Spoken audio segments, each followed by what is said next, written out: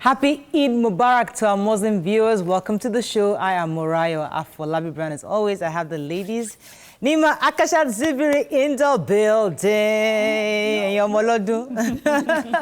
You took a whole week off. Tell us, how was it? Actually. 10 days, yes, yes. It was really nice. Why is that so important to Muslims, that last 10 days? The period when you should just be in prayers. Just be, I limit talk. My neighbors were like, are you in that house? I'm upstairs. I only go out when I need to go and do the food sharing that we usually do. Right. And then I come back in, I just look myself in. But it was really nice. I felt sick on the 27th of Ramadan. And it was almost like, this fasting will not be complete. But thank God, we made it through. That's good. Yes. So what did you guys do on Sunday? On Sunday, how did you do Salah? Our Eid. My husband would become an imam. Everybody's head of family became an imam. I saw my children, they dressed up, and I said, okay, let's go and do it with our in-laws. My mother-in-law filled in yesterday. She was the one who cooked for the family. I didn't do jack. That's nice. Nothing. I was sleeping all through. And the nice. kids were there with them. He had the Eid there. I had the Eid on my own. Thank God. I'm a daughter of an imam. I did that to myself. Myself yesterday. May the prayer, may the blessings of the season. All of us. Yes, I must say Eid Mubarak to all Muslims, and Takobale Allah Amina wa Minkum, which is the prayer. May the blessings of the period be with all of us. It's Happy Eid al-Fitr. A lot of people will say Happy Eid Mubarak. Yes. Even my daughter said to her auntie, yes, Happy Eid Mubarak. I said, no. Happy Eid Fitri. Imagine that. Eid Mubarak. I even thought it was the one that they killed around. No, that's the Eid Kabir. Oh, Happy and Mubarak is the same thing. Yes, celebration. You need to educate us more so that we know. So it's supposed to be Happy Eid Fitri. Imagine that. Yes. I thought it was going to be Ram. I was there dressing up thinking that, okay, where am I going to get the Ram? Everybody was waiting for Ram yesterday. It was until 6 before my chicken delivered. I didn't have to cook anything for anybody. Hi, Nyma and Mariam. The rain. Man, this morning. It was all night long till this morning. I mean, I even heard part of my roof making some sort of sounds. I just hope that we're good. I was worried, that I wouldn't be able to come. Morayo called, to just make sure that we're okay and safe, which was really sweet. How many buses calling? I'm like, it's raining out there. Just take your time. I'm like, that's so sweet. In my house. My husband has been like, you're not going to work. You're not going to work. And so I heard somebody saying, no, she's not coming. She's not been feeling fine. No, you have it. Oh, thank Who are you talking to? He said, don't worry. I said, I will worry. Let me see that number. I'm coming to work. I also wanted to take advantage. It's just so stubborn. Anyways, yesterday was YK's birthday. Yes. Happy birthday, YK. YK is doing so well. Yesterday was good. We sent her a platter. She loved it. Yeah. And I think she got a cake from her brother. The next day that is your twins. Today is my twins' birthday. Yeah, yes. Today. Hey. You almost forgot. No, I mean, of course I was waiting to do after I celebrate. Okay. Wow, happy birthday to your twins. So my twins, boy, girl, Michael, Michelle, they are a year older today. They're 6. I was going to post a video. My husband is big. We have fun. I was going on that, but I'll post the video a bit later. But I thank God for them. They're amazing. God is beautiful, faithful. God has been awesome in their lives. And my prayer is that they will live long, live well, and live prosperous. Amen. They're a month older than my Emma. Oh, Emma is exactly a month after. June 27th. So a month and 2 days. So that's cool. So today I tried baking a cake over the weekend for them. It got burnt. I really wanted to do this night. Let us bake the cake ourselves. I bought all the ingredients. I even got my neighbor to give me the mixer, the cake mixer. So we did a perfect cake. It was nice. We throw it in the oven, and it came out. We used the Niger.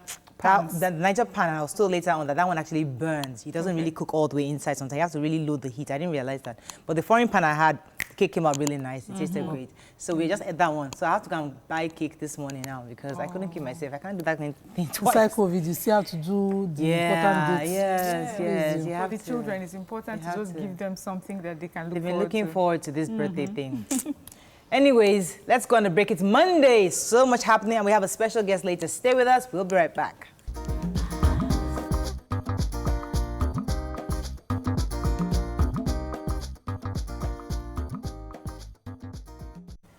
Right, we're going to start with the nation. Eid prayers at home in southwest states and Kwara.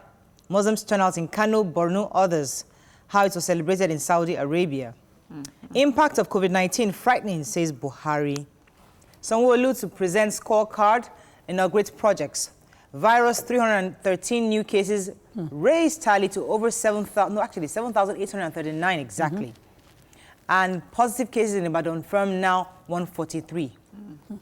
Right, so let's start with how Eid was celebrated in the southwest. So in the southwest, people stayed at home, and their families, of course, just like you explained, in Kwara State, in Lagos State, in Oyo State, they stayed at home and they prayed from home. And also, I want to use the opportunity to find out, to read to you how it was celebrated in Saudi Arabia. They say usually in Saudi Arabia, the night before, it's busy, hustle, bustle, people are buying last-minute gifts, but they put a 24-hour curfew, and everybody stayed at home. Everybody was asked to pray from home. Now, in the north, they prayed on the at the prayer grounds. There were many of the places, when it was reported, there was no social distancing. Some of them said they washed their hands, but many of them didn't wash their hands. No sanitizing of their hands. They all gathered in Kano State, in Borno State. They had their masks, right? Yes, some of them had masks. The dignitaries had masks, but many of the regular masses, Nigerian people that need to watch out for themselves, did not wear masks. So I'm saying Saudi Arabia, lockdown. Your dignitaries wore masks. And from the pictures, I saw that some of them tried to maintain social distancing. You, the people, now decided to clog and... please. Submit yourself to COVID-19. Why? What is happening? How are we thinking? Leadership by example is also very important. In Kano, I saw on 8 o'clock news yesterday, the governor's Eid. There was no social distancing. There were masks, yes, but there was certainly no social distancing. They were too close for comfort in that Eid. They shouldn't even have. Those states that relaxed their lockdown just a few days to that Eid, just so that they would have it. God is watching you people. Okay, let me take one more story in Nation. It says Governor Sanwo-Olu will be inaugurating certain projects. So I read in the papers that he will be doing a virtual on-site inauguration of housing, education, transportation, and road projects in the fulfillment of his promise in this first year of his office. And our president was saying that people who don't have money to import food, we start eating it locally because the truth is that... But then they should have, I don't disagree, but then they should please look into how farmers get seeds, get planting. They should at least, that's the area to subsidize right now. Paddy went up, so rice went up. Every other thing like that, I've been having difficulty transporting food stuff to Lagos. Fruits, for instance, most of the mangoes that came in, you will see them when they pour decomposing fruits at Yanoba is heartbreaking. That one that you are wasting, if we could just have this, what did this man call it, this presidential candidate, complex fruits products, where they will have a processing of so that wastage is too large for us in an economy where things are hard. Let's move on to the Punch. Kano, Katsina, Borno Muslims, Sean Sultan, PTF, storm prayer grounds. Picture here of our President Buhari observes Eid al-Fitr prayer in villa. Housemate faked death to escape mother and uncle's financial pressure, says police. Cops chasing suspected kidnappers shoot teenager performing ablution. Office invasion, Minister Dabiri Erawa fight dirty on social media. Buhari's aid others fought a £1 million fine against the UK airline. Okay, let's start with the human interest. This whole household, what happened? Yeah, so her name is Margaret Ikumu. She's a 19-year-old girl. She's a housemate. She works with a family in Aja. And then she created a Facebook account and put her employer's daughter's name as the face of her account. And on it, she announced that she, Margaret, had died. And so her family, of course, were concerned. It now came to the attention of her employer when they saw that particular post. So they took her to the police station to say, why did you do this? She said because she's just tired of the financial pressure from her mother and her uncles. So she just wanted them to leave her alone. They had called her. She did this in connivance with her friends and her boyfriend, who when they called them, she said, yes, so she died 2 days ago. They even sent pictures of the caskets to the family. Imagine that. Now, she said too much pressure on her financially, and that was why she just wanted to be away from them. Is that forgivable, or she's going to... is that forgivable, Nyma, or they're going to do that? That's a crime. It's a crime, right? Okay, I was going to talk about Honorable Minister, the Chief Operating Officer of No, actually, I was going to take that was another story. Minister Dabiri Erewa. Yeah, let's talk about that. That's NIPCOM. So the head of the Diaspora Commission, Chief Abike Dabiri, Mr. Abike Dabiri Erewa, had an interview where she had to address the challenges that her commission has been facing. One of them is that she doesn't have office space to run. And then she talked about how the NCC at the time had given her office space that the present minister for communications and what's it called? His office is longer than communications. Ali Pantani. Yes. Ordered with soldiers to evict her from that building, and how all the working tools, computers, everything that they've been using locked up in a store. And that till date, that office space is still for vacant. a year. In a time when we are trying to cut down cost of governance, do you want the government to fund her, getting another office space, putting another cost on government? I think it should be able to come out to address why that office space is still vacant and why he chose to lock it down. And NCC has actually responded. You know, they've been a back and forth between him and Mrs. Abike Dabiri Erewa, and they've been going back and forth on social media. Now, I was a bit worried about the fact that a lot of people were saying on social media. That this conversation should not be on social media. There has to be a way that, as colleagues, they can sit down and discuss this. But she's been frustrated because, according to her, Honorable Abike Dabiri is saying that he's doing that to her because she's a woman. That was one of the things that she was. That was one of the allegations against him. Aside from that, I think that communication has completely broken down. As two ministers, you did not have to bring in soldiers to evict two senior officials. Okay, one is a minister. They are colleagues. So, colleagues, you deal with those issues. Except that office, that space was something that was very important to him, and I don't think it is because it's still vacant. Okay, let's move on to the Nigerian Tribune. Edo 2020, APC forecloses NEC before primaries. War in government as Dabiri Erewa, Pantami fight dirty. I talked about that already. Southeast governors meet in Enugu, explain delay in takeoff of zonal security outfit. Only a big miracle would wipe out coronavirus, says Adeboye. No rift between Makinde and me, says Oyo deputy governor. Teenager fakes his own death to avoid financial pressure from mother. Okay, which story are we taking? APC.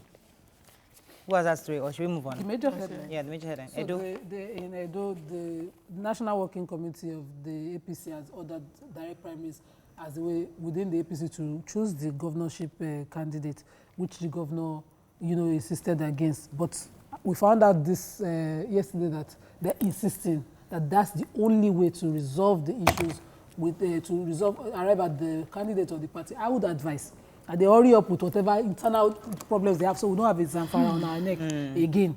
So let's go to Vanguard. Southeast governors mandate houses of assembly to enact laws. That's on regional security. Autonomy for state legislature, judiciary. Lawyers, CSO split over Buhari's executive order. COVID-19, time to restructure is now, says Afenifere Ohaneze Mimiko. And online teaching parents accuse school owners of extortion. I wanted to take this because this has been an ongoing conversation, the autonomy for state legislature and judiciary. Yes. Yeah. So what happens is that there was an executive order given by the president, giving the state legislature and the judiciary autonomy to collect funds directly from the federal allocation, that doesn't go through the state. The governors have been silent on this. The Governors Forum hasn't said anything so far, but they might be going to the court. Yeah. But a lot of lawyers are saying that this is something that should have been done a long time ago, because we should have that separation of powers, and each of those separations must have that kind of independence to function optimally. Well said, except that they are also insisting that it's not enough, that they want it to be taken to a proper restructuring of the entire finances. Okay, you're going to talk restructuring of the entire finances. Okay, you're going to talk about the parents in Lagos State are complaining that this online schooling, it looks like the schools are extorting them. So on the one hand, people are saying that they have to pay between 30 to 50,000 per student during these online classes, and some of them say they had to pay, a sizable amount of the school fees, even though they're the ones teaching the child, because what most of the schools do is send to them via WhatsApp the materials, and then you take your child through it and buy data and fill your gen on the one hand. But then teachers are also saying during this lockdown, many of them haven't been paid. So parents are paying for online classes and teachers are not being paid. So tell me about it. Trust me, we're all in that shoe. Yeah, my skin is different too. A lot of people are saying it's time to restructure because what we're going through right now, COVID-19 gives an opportunity for us to restructure. And I know the finance minister echoed it last week that we don't have enough money. Nigeria, that our population is a bit too big for the finances we have. So some are saying this is an opportunity for us to restructure. Let us rearrange, and that the constitution we have was given to us by the military. We need the proper constitution that actually addresses our own needs as citizens. Our final paper, Daily Trust, very quickly. TCM boss fired over 781 billion naira Siemens power deal.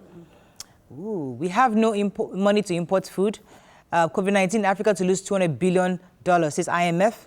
Sultan governors observe Eid prayers in open fields and mosques. Storm over Buhari's executive order on state legislature. Let's talk about the major headline, yes. So those of them protesting the sack of the TCN boss Usman Mohammed, now the story is that he was sacked over about $2 billion Siemens power project deal, that he was trying to get that amount of money. Nigerians may also suffer the protest. I'd like to get more, but that's basic what the Daily Trust said on it. They didn't say much more. No evidence. They said based on the accusation. So the accusation, based on that allegation, was why he was sacked. All right. Unfortunately, that's all we can take on Front Page Review. When we come back, we celebrate the Eid al-Fitr with our viewers. You can call and tell us how you spent your day yesterday. Stay with us. We'll be right back.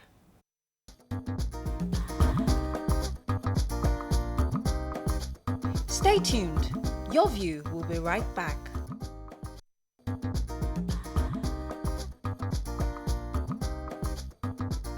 Welcome back to Your View. Thanks for staying with us. So usually hundreds of thousands of Muslims, the crowds actually go into mosques and gather around at parks for congregational prayers to begin the festivities. But coronavirus obviously didn't allow them to do that. So this year, we'd like to hear our viewers' thoughts on how they celebrated the festival this year. Please call us on 070-80668014. You can also tweet to us at TVC Connect. Please hashtag YoVTVC so we can read your tweets. Right, so I know we talked earlier about how we spent our Salah. I mean, I was practically baking cake. But I'd like to hear, because I did an Instagram live yesterday and I was trying to get the Muslims to call in. And Morayo called in and she said that she had time to pray, read the Quran, that for the first time she was able to read and understand. And in fact, do exactly what you are meant to do. Exactly, do exactly. And Larry, my cousin, also said the same thing, that she was able to understand how empowering the Quran can be for women and other things that women are supposed to do. So it gave her time to really stay back, understand the Quran, and then be able to. So right now, as she's celebrating it, she feels, yes, I can celebrate it because I can do the sadaqah, which is what you do. She can do sadaqah because she feels that the blessings indeed will come to her. We'd like to open our phone lines. Let us hear how other Muslims. Let me come to you because I know you probably also have stories of how others spend their funny stories. So while waiting for 10 o'clock, because this Eid we usually do at 10 a.m. just before that's noon, before noon. And I was looking at videos. I saw Tope Fajingbesi in the US doing her own, from the kitchen to the Eid place, doing a video. So funny.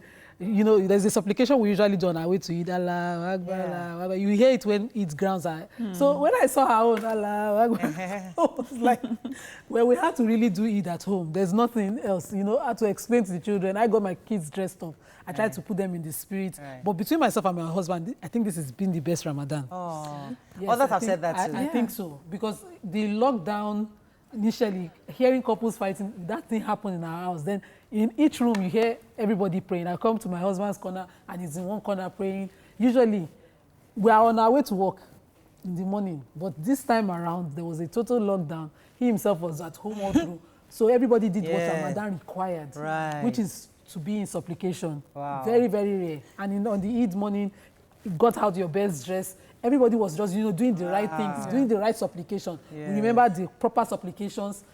After the prayers, we remember the proper ones. I was like, in our house, usually you get that at Eid. Let me take this call from Ajibade from Alakwere. Good morning, Ajibade. Hello? Hello? Hello, good morning. Morning, thanks for calling. Go ahead, please. You're live. Go ahead, please. I think we lost that call. Sorry. Mariam, Yeah, I was something. just going to say that, you know, when this lockdown, when we started, one of the first things it did for me was that all the things that are unimportant, many distractions just fell by the wayside. And you can see how it affects, you know, this celebration. We are now concentrating on what is most important in everything that we do. My gate man did sadaka, and he gave me and my family bottles of Coke. It felt so good.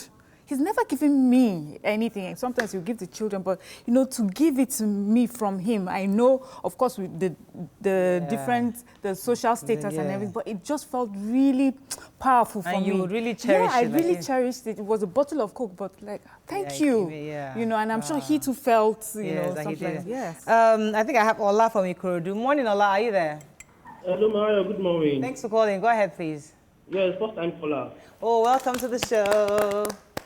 Thank you very much. I love your program. Thank you. Yeah. So, about how we celebrate the festival yesterday. yes. Yes, I have to do it with my children at home. You know, we can't go to mosque, so automatically I become an imam. I hope you read the right verses. Chief imam. Chief Imam. Chief Imam, I hope you read the right, correct verses. No, I'm not sure of that too. But you tried. You tried. It's a period to I learn. tell you that I did the normal thing, let them in the 2 rakat prayer, the 7 about the 5 Allah Akbar and the like. Then we salam, and after that we had little prayer within ourselves. Then we had the family gathering, eat together, and that's how we celebrate it anyway. Well, So was he right, Nyma? Morayo was mentioning yesterday that there's a favorite snack of the Holy Prophet. dates. Dates. Is it dates, right? Yeah. So a lot of people take that. No wonder you guys take a lot of dates. A lot of dates. Dates are recommended to break the fast, to take the fast, to, you know, the first snack before prayers, because we're supposed to eat before prayers for this Eid, not the other Eid. So usually everybody will have dates in the house. I didn't have. I couldn't. You have told us I would have sent you dates. If I knew that dates was so important. So you have the date powder and thing that you give us. Well, I didn't have the proper dates. I've not been to the market at all. I dragged all the way. But it does make sense now that you should take dates, because date is high in sugar. High in sugar gives you in a while, energy. yes. So when you're fasting. Let me take this call from Kaduna. Ibrahim. Let's hear how they did Good it. morning. Good morning. How was Eid? Did you go to the prayer ground? No, we are in Kaduna. We did it at home. Yes. Family. Correct people. But around 8 a.m., there is a heavy rainfall until like 11 a.m. Wow. So apart from what the governor said we should sit at home, what happened? God made sure. Very nice. We sit at home with our family. Right. Once again, Eid al-Fitr to our fellow Muslims in Nigeria and in the whole world. Thank you very It's much. interesting. Thank you so much for joining, because all the border states around Kaduna actually they eased their lockdown. Yes. Kadno, Katsina, Bauchi, all of them actually, they allowed the prayers, the open prayers, although according to what we heard in the papers, they observed, they had the face masks and they did partial social distancing. You can see my face. I'm unimpressed. I am unimpressed. I mean, I think when I was taking that paper, I didn't say to you that, you know, before the Eid, while Ramadan was on, it was like, to make sure you follow the guidelines, that everybody follows the guidelines. First of all, you had a throng of people. They said people came out in their numbers in this state. There's no way you can control those numbers, if not a full Kaduna lockdown. always stands out, you know, and it's important that, you see, I don't know how Kaduna, regardless of all that's happening around you, totally it's just the stands caliber out. of the leader. No, I've been following the governor of Kaduna on this. Throughout Ramadan, he was saying that except there's a scholar of Islam that can show him how he would deal with the impact of it, post that interaction, nobody should be allowed to do that. And people felt it was too confrontational. Being someone who has been through COVID, he's seen it, he's tested the death before. Now God save him. So, you know, he knows what is at risk. I think the other people are just, you know, playing politics because, you know, they don't know what is at stake. Let me take this call from Kwara State. Mohammed, thanks for calling. You stayed at home too. How was it in Kwara? Good morning. Morning. How was it in Kwara State? My name is Mohammed, not everybody. Muhammad, we are watching. Okay, Okay, he's the watching video. delayed. I'm from Kaya, not precisely. Okay.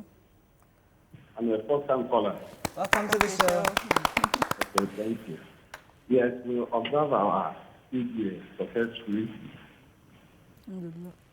Okay. Hello? We can hear you very clearly. Okay. So you were home for prayers? Yes, we observe our Eid prayer here, but we strictly to the social distance and all the protocols we follow that. Fantastic. Yes. That's good. We can, inshallah. All right. Thank you so much for sharing that with us. Do you have any tweets? I think I might take one. That's it.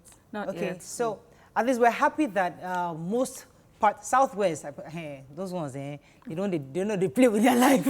They stay in their house. But people made clothes. They stayed People at dressed up. home. Ah, Southwest people didn't even dressed play. Everywhere was just. And I like the fact that people took that opportunity to read the Holy Book and get closer to God. And that last 10 days, as you said, was extremely important, to consecrate yourself. And a lot of people took advantage of this lockdown. Okay, that's all we can take. We just wanted to celebrate with our Muslim brothers and sisters and wish you happy Eid Fitri. And it's a public holiday today. Stay home, stay with family, continue to bond. And that's the best you can do for this season. Let's go on a break. When we come back, we have a special guest as the next phase. Stay with us. We'll be right back.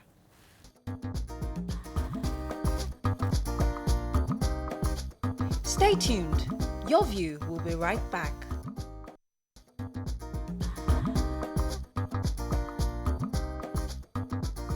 Welcome back to Your View. Thanks for staying with us. So your view will be 7 years old on Friday. Can't wait. Whoop, whoop, whoop. As part of our 7th year anniversary celebration, we're going to be having quite a number of executive governors of various states. But first, today, we have with us the executive governor of Delta State, Senator Ifeanyi Okowa. Good morning, sir. Yay. Good morning. Good to have you on the show, sir. Thank you for having me on your show. First, I'd like to congratulate you on the launch of Operation Delta Hawk. Tell us about that. Is it just for Delta State or for the entire South South? Because I know you're also the chairman of the South-South Governors Forum. Tell us about that. Operation Delta Hawk is actually for Delta State. It is a joint outfit of the various agencies, security agencies. And we put it up because we want to have a more proactive approach in terms of operations, where we can get all the security agencies on board, where they can share intelligence and share operations. And we believe that that will help us because in recent times we've seen an increase in the crime rate, particularly in terms of kidnapping and coercion. It's eating deep into our youths, and unfortunately also we've been having a lot of clashes between our headsmen, the headsmen and our farmers. And we think that we need to be able to nip this thing in the bud before it escalates beyond where it is at the moment. All right, so we'll come back to that, but I want to also just start from the beginning. This is your 5th year in office, and you used to be a senator, now a governor. How was that transition? Tell us when you started. For me, truly, it was not a real transition anymore because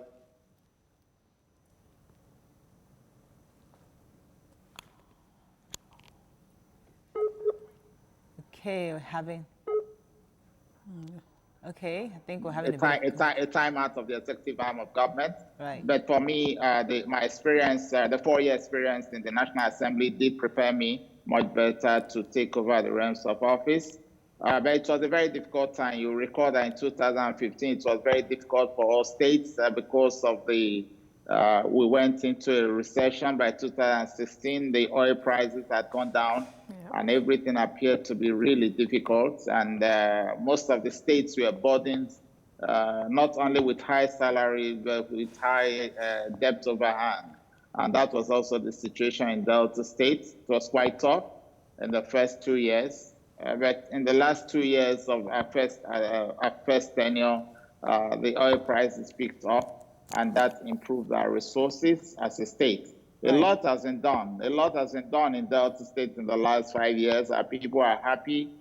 And only recently, even you can see that Delta State was rated very high when it comes to the issue of reduction of poverty, because we've done a lot in terms of trying to create jobs for our people, trying to get our people engaged. We've done a lot in keeping the oil facilities working as it ought to be, and that has tended to improve the local economy also. But very importantly, we've done quite a lot in terms of road infrastructure, health infrastructure, school infrastructure. A lot has been done. And we pay special attention to technical education, which is very good for us. Okay, Mr. Governor, you know, we're in unprecedented times, as they say, the pandemic we're living through, and we hear different states and how they're handling it.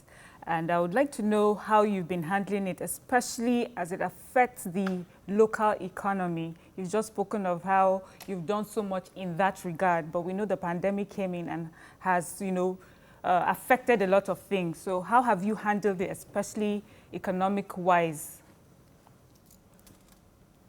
Okay, first was to ensure that we have put the health facilities in place. We have 4 centers for case management. We have some other isolation centers and holding centers. And then we had to educate our people, which was very key to us. Thereafter, we had to ensure that we had prepared all this and that we had started engaging the people. We went into the lockdown phase, which was almost nationwide. On the 1st of April, we went into a lockdown. But after the first 1 month, we went into a second phase of lockdown for 2 weeks, after which we had released our people to go back to their businesses. Schools are still closed. Worship centers are not fully closed, but we have ensured that only very few persons attend the worship centers. The people have gone back to their businesses. The one good thing we did was to ensure that in the first 1 month, even when we were on lockdown, the farmers were allowed to go to their farms, and those who had livestock farms were also allowed to go to their farms, which is very critical because we didn't want to destroy the output from those areas. But now we've allowed essentially most businesses to return, but with social distancing and the use of face masks. And we had to also produce 1 million face masks by the state and urge people as much as possible to use their face masks in their business centers. Fantastic. So things are actually worked well. There's no real disruption as we have at the moment, but currently we have an interstate law. So, Right. Okay. Right. Okay. So we're still having a bit of a delay. Reduce prices of oil, which is going to affect us to some extent. Right. Okay. Go ahead, Nyma. So I must commend you for what you've been doing. Last time we spoke, your Commissioner for Information informed us about your own test laboratory now in Delta State, as opposed to the taking samples to Irua for testing. How has that improved the situation of of COVID or the coronavirus in Delta State? Has the numbers increased? Has it reduced? It's truly impact. No, the numbers cannot actually reduce. By the time you have a laboratory close to you, it means that you're able to quickly test the people. Thank God, since they came in, we've been able to have a faster receipt of results of tests. We didn't need to travel anymore. We didn't need to have a waiting time. And apparently, the first week they came in, our numbers rose. And it was obviously expected that the numbers would rise because we had many more samples to be tested. We've been doing very well in terms of contact tracing for the cases that we have. And as quickly as we have cases and the contacts and they have spent the number of days they ought to spend in isolation, they are quickly tested, and it's improved a lot on our management of the COVID. And we're truly very grateful. As of today, we have 39 confirmed cases. We continue to manage it and to ensure that every contact is properly traced and isolated and eventually tested. Right. So oil is at an all-time low right now internationally. and that has affected federal allocation to the states. So obviously, states have to begin to look internally to see how they can develop and increase the IGR. Going by the fact that the reduction in federal allocation has been reduced, what have you done so far to boost the internal generation within your state, and how you plan to revive your economy? In the risk state, we have to be careful how we go about collection of internally generated revenue, because the oil economy impacts a lot on the Nigerian community. The oil economy is down, so government expenditure is down. And beyond that, because of the COVID, a lot of businesses are actually struggling. So we need to be careful that we don't overtax them. Otherwise, we'll bleed those companies. It's very important that we look at this generally as a nation, because most of the informal sector, most of them are actually going out of business because of the effect of the COVID. Even when you have opened up, some of them are very careful. They don't want to come out. There are so many things that is going on. People are trying to learn to stay at home. You're wearing face masks now, so a lot of people are not going into so many places they would ordinarily wish to go to. The buying power of the people have reduced. So we need to be careful what we do concerning entirely generated revenue. But what is happening is that, yes, we are one of the states that normally generate fairly some reasonable fund from IGR. We'll continue to ensure that those companies that are up and doing pay their taxes, and that we continue to encourage people. But what we want to actually do more is trying to support the weak, and then when their businesses continue to thrive, then they can now be in a position to begin to pay taxes. So we're trying to look at all forms of ways to actually support the micro and small scale businesses. And even during this period of COVID, the 1 million face mask was produced by fashion designers and tailors in various places, those that were actually trained by the state and have been established by the state. 300 of them were engaged, and they did a good work. And I believe, too, that they were able to make some money for themselves and for their families. So we're going to continue to try to weigh the balance between trying to tax people the more, which is not the best at the moment. The best thing is actually to try to improve their businesses and their earning powers at the moment. You know, it's natural when you're celebrating 5 years or looking back, you know, to concentrate on the positives. But the truth is that there must have been some challenges. Is there anything that you regret? Are there things that you had promised the people you wish had taken off and hasn't taken off yet? And what are the reasons? Actually,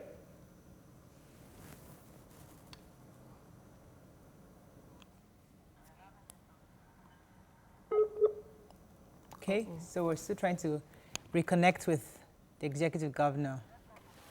Okay, let's go on a quick break. When we come back, we'll try to get the connection back. Stay with us, we'll be right back.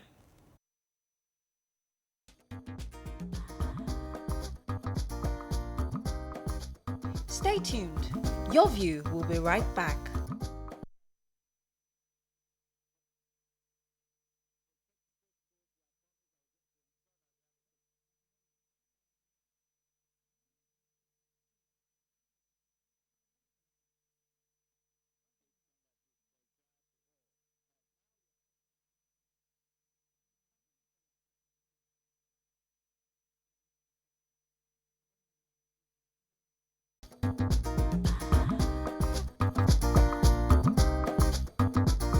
Welcome back to Your View.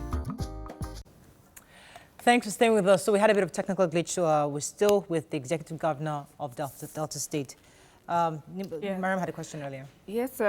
I asked earlier if you have any regrets in the 5 years that, you know, you're looking back. There are things you may have promised the people, and, you know, for many reasons, they have not come to fruition, come to pass. What would you say those things are, and why? And then just one more thing. We have someone on Twitter also asked, he says, please, when will you complete the Ugewue Bridge in Ugeli South local government? We still use canoe to get to our village. I hope you pronounce that well. But in the No, first so sorry. instance, I think we've been on course. We've been on course with our programs. I would not say at the moment that there are things that I did promise that we have not started, but it's possible that if we had more funding, we would have been able to upscale. We're doing quite a lot in terms of road construction, the technical colleges. Yes, we want to have at least 25 technical colleges, one in every local government. But at the moment, we're just working hard to ensure that we're able to provide 15 by the end of 2021, hoping that we're able to do the rest before the end of the tenure. Because we understand that technical education is the way to go to feed our polytechnics and ensure that children come out of school properly skilled and prepared for the future. Right. Yes, also our health insurance plan, through our health insurance policy, we also intend to scale it, but because of limited resources, at the moment we have just about 700,000, just over 700,000 persons enrolled in the health plan. We're doing the best. We're the best so far in the country in terms of the health insurance plan, but I think that we can upscale them more. Our idea was that before we leave in 2023, we should be able to have a 50% coverage for our people in Delta State, which would mean that we need to cover about 3 million people. So there's quite some work to be done. But in terms of infrastructure, we're doing quite a lot. A lot is still there to be done, but we're staying focused on it and ensuring that we continue to do what we ought to do. In terms of the bridges, as at today, 3 of our bridges are under construction strong. The bridge across the Ase River in Kwale, between Kwale and Tokwa East, the Ayakromo Bridge, and then the Owo Bridge is almost completed now. So we're taking things by the strides because of the funding level. We don't want to keep contractors owed and create difficulty for them. But our contractors on site, and they are working they are doing quite a lot. Okay. We're also constructing a bridge across Orere, that's from Agbaru to Orere, and that bridge is going on quite well. Yeah. Okay. So, sir, we know, I must commend Delta again. I saw a video. I'm happy with that state for where a fruit market was commissioned, and they had proper hand washing centers and all that within the market, and all the store owners were giving their spaces for free. I'd like to know how you plan to replicate this across the state, because we know economy is very important. If essential foods you are encouraged to go back to business, that would create employment for people. Do you plan to replicate such fruits market and hand washing centers across Delta State in response to COVID again? Yeah, we intend to. In the first instance, this has worked, and I must actually pay a lot of tribute to the Director General of the Capital Territory Development Agency, who was very proactive in her action. Half of those fruit centers commissioned were actually donated by well-meaning Deltans and non-Deltans living in Delta State. A few were constructed by the government. So we intend to scale it, having seen that it is working very, very well, and it's a very decent environment to buy fruits and other food stuff, and it's actually very enterprising. And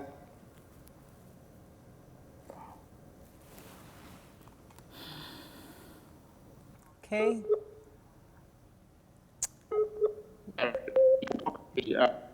Warri Environment Development Agency to also introduce such within the Warri and Uwe and Environs, which is a very commercial center in our state. So we're looking into that and gradually see how we're able to upscale it across the state. All right, let me ask about militancy.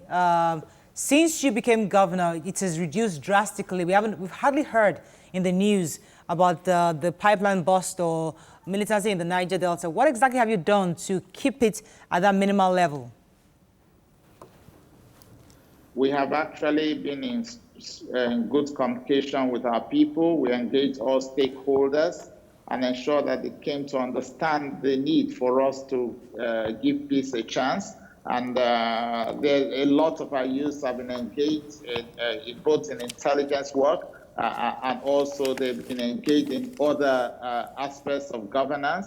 and a lot of them are also being trained, and they are beginning to see a lot of things go in the proper direction, so they are happy about it. Secondly, we have also done a lot of construction of infrastructure in the various riverine areas, which has enabled them to buy into the program of peace that we have.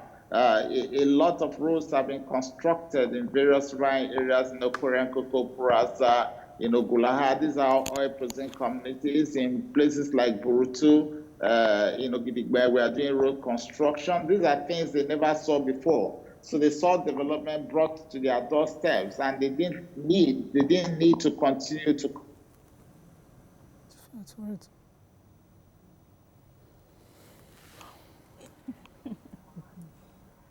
Okay. Discussion to talk to people. The deputy governor led a stakeholders committee to engage the people. We have what we call the advisory committee that also of the state of very prominent leaders in the place who are opinion leaders, engaging the people. We have engaged the traditional rulers. We have engaged various youth formations, and it's helping us quite a lot. Okay. Very importantly is that the people have begun to see that it is possible to bring development to their area. Okay. And when you start to see this, then there will be no need to continue to destroy, because the whole thing was going on before, because the people felt neglected, even when they were producing the oil. But there is no neglect at the moment. They are seeing a lot of infrastructure. All right, go ahead, okay. Mr. Governor, women issues is very important to us here, and I would like to know what specific contribution your government has done towards poverty alleviation when it comes to women, appointments, things like that in the state.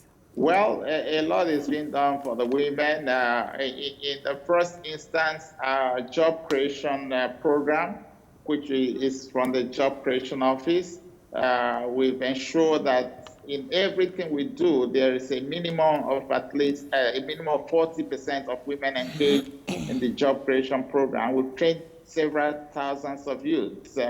Of course, most of these fashion designers I was talking about, over 300 of them that were engaged in the production of the 1 million face masks, cloth face masks, were actually women. Then from the Ministry of Women Affairs, a lot is being done to empower women, and we have also started programs, even as we begin to reduce our budget, because we have had to reduce our budget for 2020. Rather than reduce that of the Women Affairs, we're actually upscaling it, because we understand that this is the time to truly empower women to put food on their table.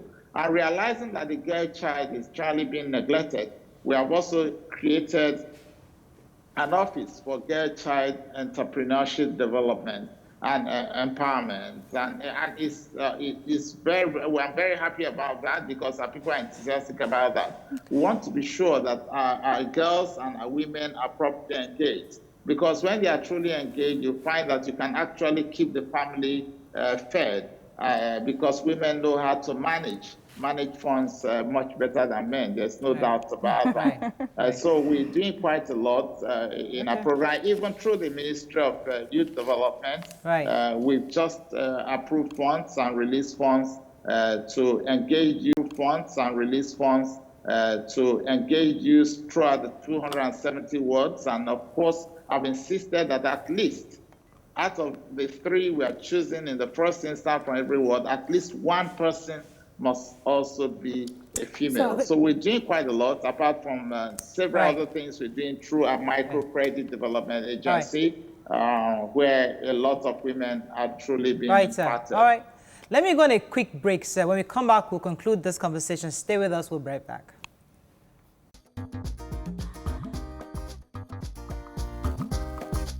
Stay tuned.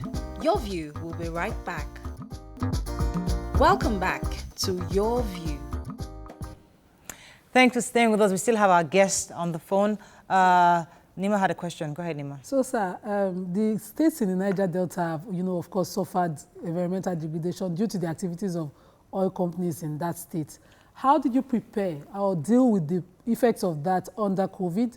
And how are you helping out? Because, most of the people can't go to their farms, they can't fish, their waters are contaminated. What are you doing to help people? Are there palliatives? What did you do to assist people? Sir? Did you get that? Yeah, I lost you. I lost you temporarily. Can you repeat the question, please? So I was talking generally, all states in the Niger Delta have suffered environmental degradation, and their livelihoods, which is largely farming and fishing, have been affected. How did you prepare for this within COVID? How have you assisted the people with palliatives, you know, because they can't fish regular, like the good fish or farm products like they could before the activities of the oil workers? Okay, they actually, in the first instance, it's unfortunate that the exploration of oil has actually impacted very negatively on our people. A lot of them who are into fish farming have lost their businesses. Even those who are into agricultural production have lost their farmlands. It's very, very unfortunate. But however, we continue to encourage our people. COVID has come in to create some further challenge, but it has not stopped our people from farming. So we're already preparing ourselves again through the Ministry of Agriculture to assist people. We have continued to ensure, because most of our youth are no longer going to go into fishing because we don't have fishes in our rivers. So what we actually do is to train them in aquaculture and truly eventually establish them. Some are established within the areas where it's still possible to have fish ponds. We establish them there. Where we're not able to have fish ponds directly, we're able to use the other mechanical types of fish pond, like using the tarpaulin tanks for them. Right. And a lot of them, we've actually created a lot of clusters and imparted on them. Some we have trained in the area of poultry, and we are assisting the youth. The farmers generally, we are assisting through our various programs in the Ministry of Agriculture. Right. And we are already released funds again, even in this COVID period. We've received release funds for them to help the cassava, because we are actually very rich in cassava production and in oil palm production. So we've actually released some reasonable quantity of money for the purpose of ensuring that we have improved planting materials for our farmers who are into cassava production. And while we've also released money for sprouted nuts for the oil palm production. These are things we do on a yearly basis. And we are already working very hard with the central bank to key into the cassava enhancement program. As we wrap up with you, sir, let me just ask you your views on two topical issues. First is, many have said that this pandemic has caused an opportunity for restructuring. Do you agree with those clamoring for restructuring at this time? And secondly, recently the president also gave an executive order for independence of the state legislature and judiciary. Do you agree with that, or do you think it's not time for that? In the first case, the issue of COVID has nothing to do with restructuring, but I believe in restructuring of our nation. I believe that it is in the best interest of Nigeria for us to truly restructure, because in a restructured country, you find that there is more healthy competition, and the states, the federating units are very likely to come up stronger at the end of the day. It's important that we rework it in such a manner that it is a win-win situation, but we cannot pay lip service to it. There is a need to restructure. But COVID does not directly affect restructuring. But however, I think that it's still in the front burner, and we must not pay lip service to it. We must look into it for the unity of this country, for increased competitiveness among the federating units of the state. We actually need to look into the area of restructuring, and it is very, very important. Concerning the executive order, Mr. President, we would realize that in the last constitutional review, actually the constitution, the new constitution has actually provided for the autonomy of the legislature and the judiciary. And the process is that many states are trying to understudy the process and to see how they can go about it. And what is really happening is that the states are not, they are ready to actually go through it, but they want to understand the working relationship so it does not create tension within the various states. Recently, just last week, a select committee of the Governors Forum had a virtual meeting with some select speakers of various sizes of assemblies, and we discussed this in full, how we should be able to implement it. Yes, the executive order has come, but the real thing is that in the various states, there must be a legislation. It is that legislation that will outline what is required for this autonomy to be the way it ought to be. Right. And I want to believe that many states are not averse to that. But in Delta State, for more than a year now, we already have passed our legislation granting autonomy to the legislature, and only recently we had also passed legislation granting autonomy to judiciary. Wow. So we've gone ahead of time. The legislature for more than a year now has been autonomous, and they have been doing their things on their own, and it's working perfectly for us as a state. Good, fantastic. Thank you so much for joining us. Your final message to Muslims this season? Yeah, I want to congratulate my Muslim brothers and sisters and to wish them happy celebration. It's a wonderful time. They've had their prayers for our nation and for ourselves, and I believe that it is time for all of us to continue to pray for our nation. I wish them the best at this moment. Right. Thank you so much, sir, for joining us this morning. We appreciate your being here. Thank you so much. You've been speaking with the Executive Governor of Delta State, Senator Ifeanyi Okowa. As we said, this whole week is our anniversary. We're 7 years on Friday, so we'll be speaking to a few governors just as they're celebrating their own. Some of them are celebrating 1 year in office. Others are here 5 years, their second term. We'd like to hear what they're doing in their states and get you to call in to ask questions. So unfortunately, we couldn't get as many tweets. We're having some technical issues. We have someone unfortunately, we've already lost connection with the governor. But thank you so much for joining us. It's been a fantastic show so far. We'll see you tomorrow. Have a fabulous day. Bye for now.